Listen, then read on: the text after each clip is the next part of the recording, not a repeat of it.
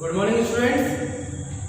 I am your physics teacher, as you all know, Nitin Kumar Sharma, and today we are going to discuss our first chapter in physics, right? So, first chapter in physics here, current and electricity, right? काफी दिनों से बहुत सारी चर्चाएं हो रही थी कि सर कुछ प्रॉब्लम्स आ रही हैं, तो आज कोई प्रॉब्लम नहीं आएगी। आज आप इस लेक्चर को ध्यान से समझेंगे, ठीक है। फिजिक्स का हम लोग पहला चैप्टर शुरू करने जा रहे हैं, करंट एंड इलेक्ट्रिसिटी, ठीक। सो सबसे पहले हमें इसमें पढ़ना है, इस चैप्टर के अंदर पढ़ना है चार्ज के बारे में, ठीक है।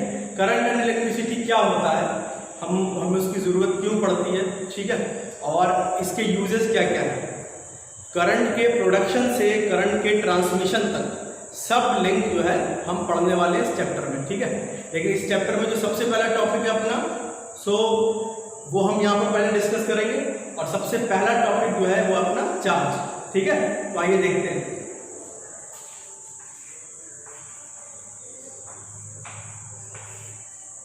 यहां पर मैं बात करता हूं कॉन्सेप्ट ऑफ चार्ज की, ठीक है। Concept of charge, concept of charge. Charge कहां से आता है, क्या कॉन्सेप्ट है चार्ज का, वो आज हम यहां पे डिस्कस करने वाले हैं। फर्स्ट ऑफ ऑल हम सभी लोग जानते हैं कि इंडिपेंडेंट सिचुएशन में फ्रीली फॉर्म में कोई भी बॉडी है तो उस पर नेट चार्ज जो है वो जीरो होता है। क्यों जीरो होता है, क्योंकि जैसे कोई भी मान लेते कोई भी बॉडी है तो उस पर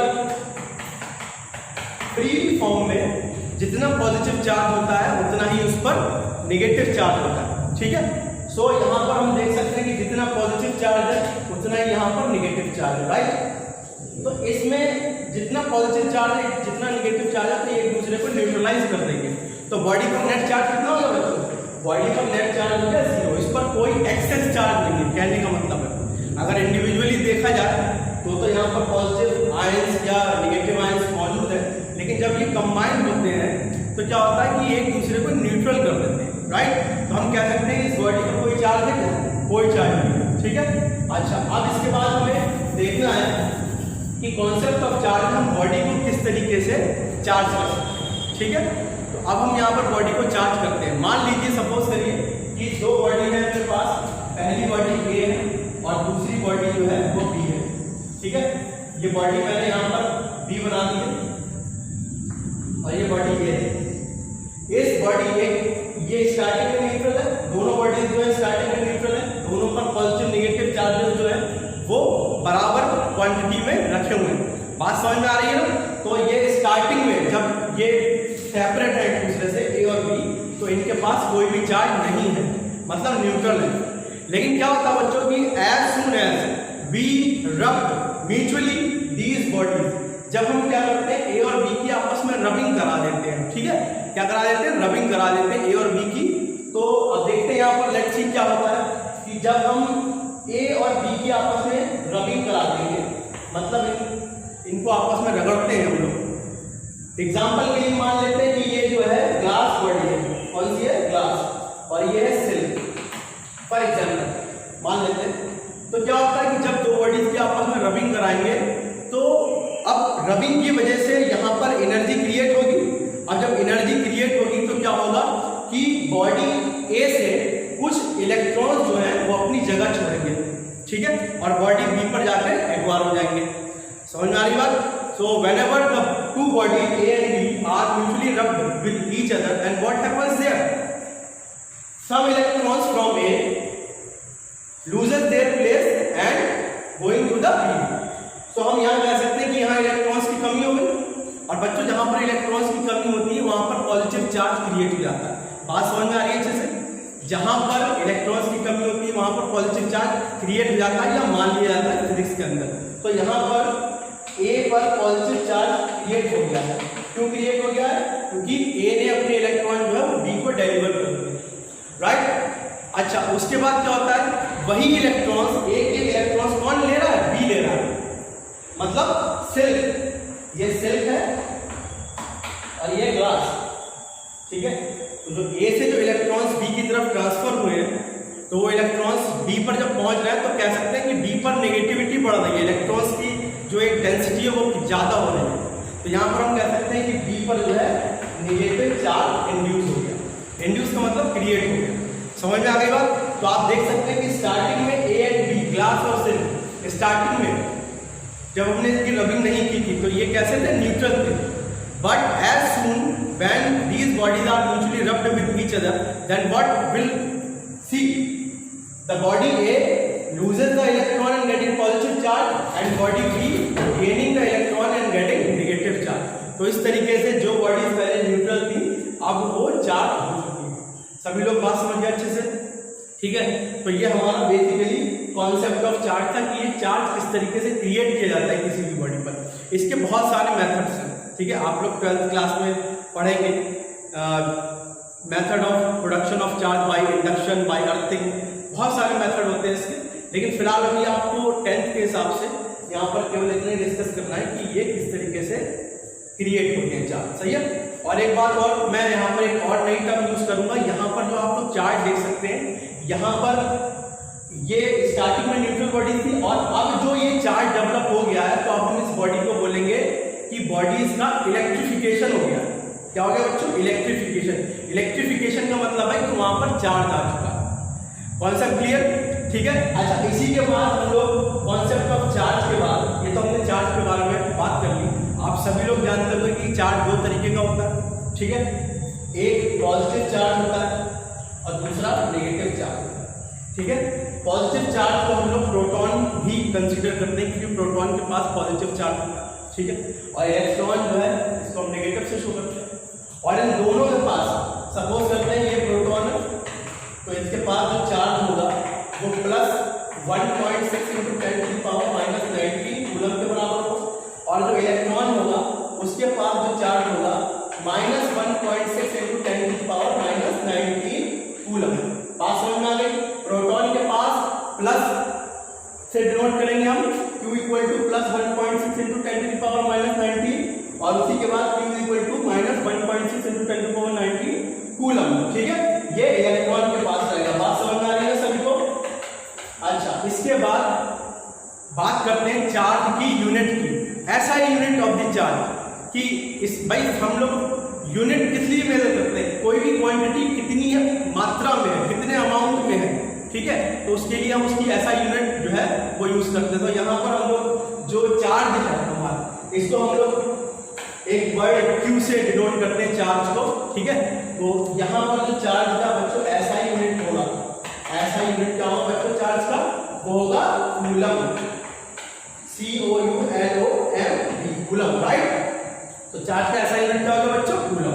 ठीक है, एक सीरियस यूनिट भी होता है चार्ज का। ठीक है, सीरियस सिस्टम में, सीरियस सिस्टम मैं बता देता हूं आपको, सेंटीग्राम सेकंड सिस्टम होता है।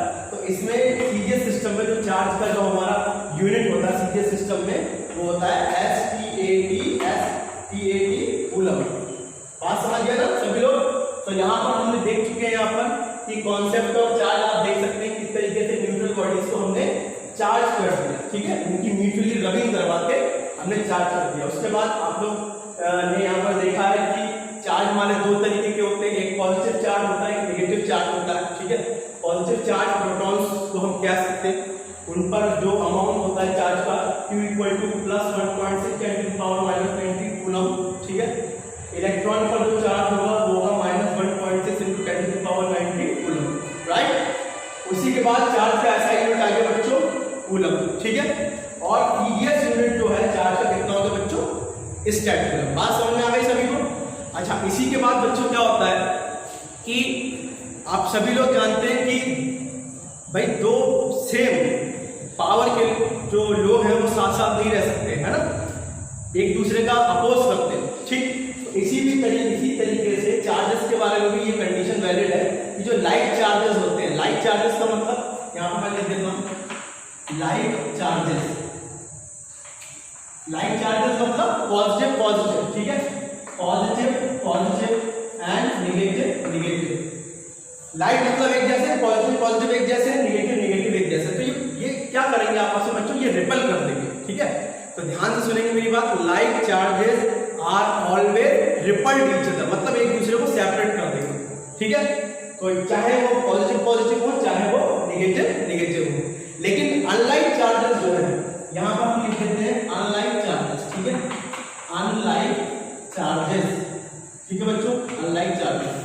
अनलाइक चार्जेस जो है वो क्या करेंगे यहाँ पर, पॉजिटिव और नेगेटिव, ये अपोजिट चार्जेस हैं, अनलाइक चार्जेस हैं, अलग अलग चार्जेस हैं। तो unlike charges attract each other, एक दूसरे को क्या करेंगे, अट्रैक्ट करेंगे, खींचने की कोशिश करेंगे, ठीक है बच्चों, बात समझ आ गई। तो यहाँ पर लाइक चार्जेस रिपल करते हैं और अनलाइक चार्जेस क्या करते हैं, एक दूसरे को अट्रैक्ट करते हैं, ठीक है।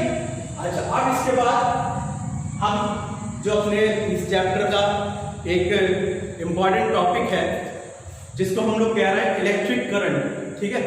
अभी मैं बताऊंगा इलेक्ट्रिक करंट क्या होता है, लेकिन ध्यान से सुनेंगे कि आपका चैप्टर ही शुरुआत हुआ है करंट एंड इलेक्ट्रिसिटी से।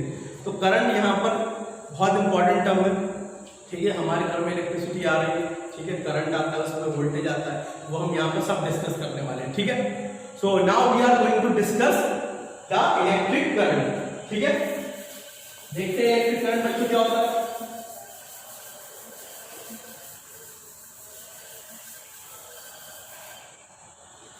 बच्चों सपोज करते हैं कि जैसे ये दो टैंक है हमारे पास, ठीक है।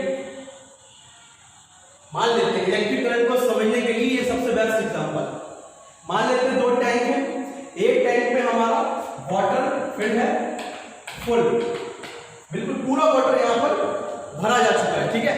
एंड नेक्स्ट जो टैंक है हमारा उसमें कोई भी वाटर का अमाउंट प्रेजेंट नहीं है, ठीक है, कोई भी वाटर का अमाउंट प्रेजेंट नहीं या बहुत जरा सा अमाउंट प्रेजेंट है। यहाँ पर बच्चों फुल, एक तरीके से फुल क्रिएट है वाटर यहाँ पर, और उस तरीके से दूसरे वाले में वाटर का कोई भी अमाउंट प्रेजेंट नहीं है। अब क्या होता है, फर्स्ट करते मान लेते हैं कि ये जो वाटर है H2O, इसे हम चार्ज के फॉर्मेट में मान लेते हैं, मान लिया कि ये चार्ज है, बात समझ आ गई।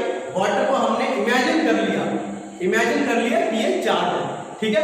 तो अब क्या होगा कि जब ये टैंक, पहला टैंक जब दूसरे के साथ ज्वाइन किया जाएगा किसी पाइप के थ्रू, मान लेते हैं यहाँ पर हमने एक पाइप कनेक्ट कर दिया, then what will be happen, यहाँ पर क्या होगा, यहाँ पर ये जो हायर पोटेंशियल है, पोटेंशियल मतलब इसमें अमाउंट ऑफ वाटर ज्यादा है, तो ये वाटर डिफ्यूज होना शुरू कर देगा कम वाले की तरफ, और लगातार वाटर फ्लो करेगा हाई पोटेंशियल से लो पोटेंशियल की तरफ। लो पोटेंशियल का मतलब है जिसके पास पावर कम होती है, सिंपल अगर वर्ड्स में कहें, अभी पोटेंशियल हम लोग आगे पढ़ेंगे, लेकिन अगर नॉर्मल भाषा में पोटेंशियल का हम लोग इस्तेमाल करें, यूज करें, तो पोटेंशियल का मतलब इंटरनल पावर से हो सकता है, ठीक है।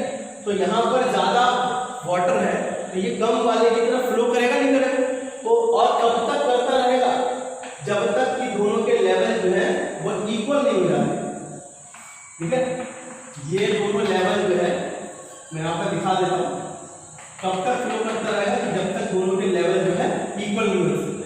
अब आप देखो यहाँ पर सपोज करते हैं कि ये टैंक ए है, ये टैंक बी है, अभी देख सकते हो पहले ए का लेवल ज्यादा था बी से, लेकिन अब ए और बी दोनों के लेवल कैसे हो गए, बराबर हो गए, ठीक है। सो अब यहाँ पर हम इलेक्ट्रिक करंट को कैसे डिफाइन करेंगे वो सुन लेते हैं, ठीक है। तो इलेक्ट्रिक करंट जो है यहाँ पर मैं लिख देता हूं इलेक्ट्रिक करंट, ठीक है, इलेक्ट्रिक करंट। अब मेरी बात सुने ध्यान से कि ये जो वाटर है जिसे हमने क्या माना था चार्ज, तो ये ए से लेकर बी में फ्लो हुआ है ना, ठीक है। तो ये जो चार्ज फ्लो हुआ है क्यू मतलब वाटर फ्लो हुआ है जिसे हमने चार्ज माना हुआ है, ठीक है।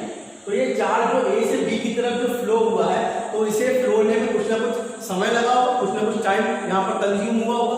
सो यहाँ पर चार्ज को फ्लो होने में जो टाइम लगता है उसको हम लोग बच्चों इलेक्ट्रिक करंट के नाम से जानते हैं, ठीक है। अब इलेक्ट्रिक करंट की और डेफिनेशन, स्टैंडर्ड डेफिनेशन की हम बात करते हैं। Electric current is defined as the rate means time taking, the electric current is defined as the rate of flow of charge. The electric current is defined as the rate of flow of electric charge. It is called electric current. इसका मतलब है charge को flow होने में जितना time लगा है उसका जो रेशियो है उसको हम इलेक्ट्रिक करंट के नाम से जानते हैं। मैंने आपको नोट्स प्रोवाइड कराए हुए हैं, उसमें इलेक्ट्रिक करंट की डेफिनेशन भी मैंने लिखी हुई है। बस थोड़ा सा समझने का थोड़ा सा प्रॉब्लम क्रिएट हो रही, तो मैंने यहाँ पर इसको अच्छे से डिस्कस कर दिया है कि चार्ज ए से लेकर बी तक फ्लो होने में जितना टाइम कंज्यूम करेगा उसको हम इलेक्ट्रिक करंट क्रिएट करेंगे। बात समझ में आ गई। यहाँ पर मैं इसको लिख देता हूँ, Q जो है वो मैंने चार्ज माना हुआ है बच्चों, ठीक है, चार्ज, और T क्या है, टाइम टेकन, टाइम टेकन। बात समझ में आ गई। उसी के बाद यहाँ पर हम लोग इलेक्ट्रिक करंट जो है बच्चों इसका ऐसा यूनिट देखते हैं कि इलेक्ट्रिक करंट का ऐसा यूनिट क्या हो सकता है, ठीक है। अब यहाँ पर दो इलेक्ट्रिक करंट के ऐसा यूनिट होंगे, या एक होगा, दूसरा कोई दूसरा यूनिट हम क्रिएट कर सकते हैं, खुद निकाल सकते हैं। जो फंडामेंटली जो ऐसा यूनिट है इलेक्ट्रिक करंट का, ऐसा यूनिट ऑफ इलेक्ट्रिक करंट ये हो जाएगा बच्चों एम्पियर, ठीक है। क्या हो जाएगा, एम्पियर।